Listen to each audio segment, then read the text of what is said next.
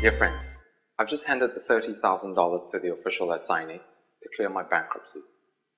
It's been 6 years since I've been made a bankrupt, during which I was barred from standing for 2 general elections. I've also been banned from traveling overseas during this time. Now that I'm free again, I can focus on leading the Singapore Democratic Party to success in the elections in 2016. Even just a few weeks ago, I'm sure many of you would not have thought that it was possible for me to get out of my bankruptcy. And yet today, that huge boulder has been moved. What seemed impossible is now reality. I cannot overstate this point because it is significant. It is historic.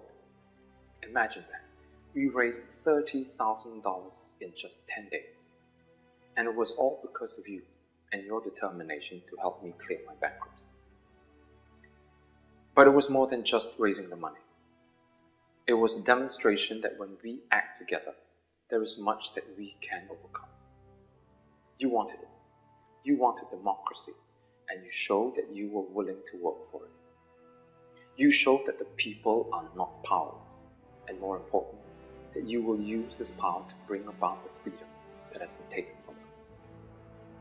This is the clearest sign here that the tide is turning. It is a sign to those who are watching, and believe me, they are watching, and they have gotten your message. I want to thank each and every one of you for your contribution. Many of you gave donations, some big, others small, but all of you gave with your heart, and for that, I am grateful.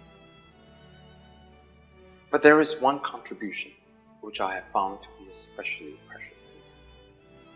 It was given by an elderly woman when I was selling my books at Raffles Place. She came up to me and gave me $5.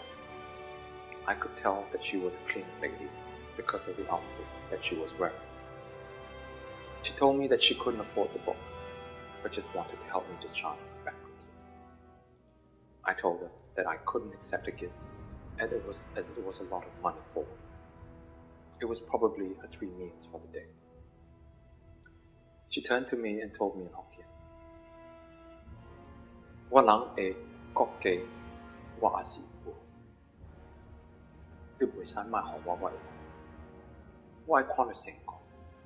Wa kwan lang e kok ke bu bin zu." It is for people like her that gives meaning to all that I do. I have dedicated half of my life to seeking democracy for Singapore. And for this elderly lady, I will dedicate the rest of it, so that people like her, the ones without wealth, the ones without voice, and the ones without rest, will be empowered.